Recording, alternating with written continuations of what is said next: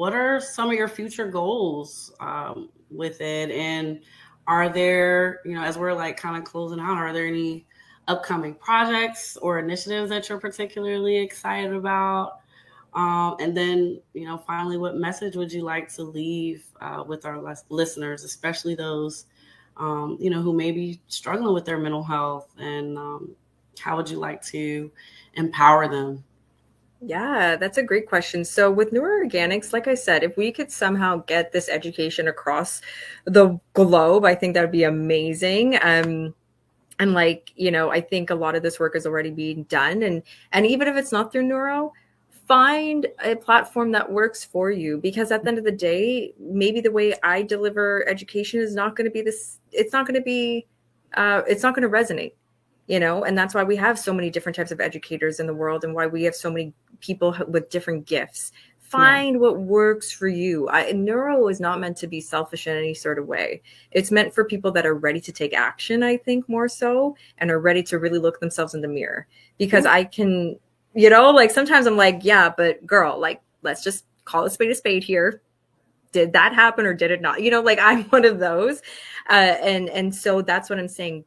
Find a platform that resonates with you. I would really, really encourage people to understand their attachment style. And like I said, it's not independent of if you have a diagnosis or family history. Don't ignore those parts of yourselves either. That's a part of who you are, and you should own it and be so, so proud.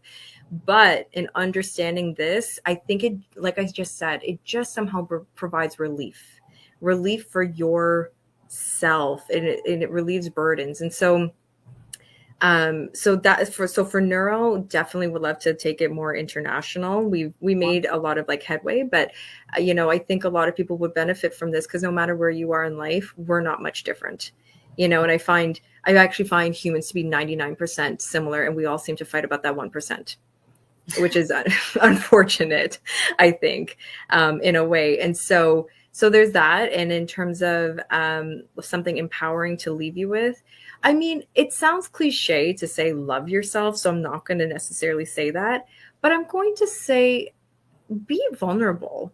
Be vulnerable with yourself, and accepting this so-called shadow that Carl Jung speaks about, or this dark side, or that side that people always just kind of always said, that's bad. Don't do that. You're stupid. You're not good enough. You're too this, too fat, too dark, too light, too smart.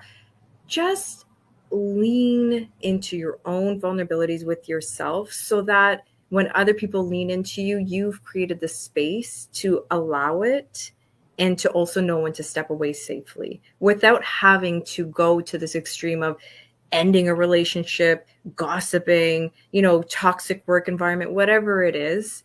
Just accept yourself, and all of a sudden, all of the gossip, all of that other stuff just doesn't matter anymore.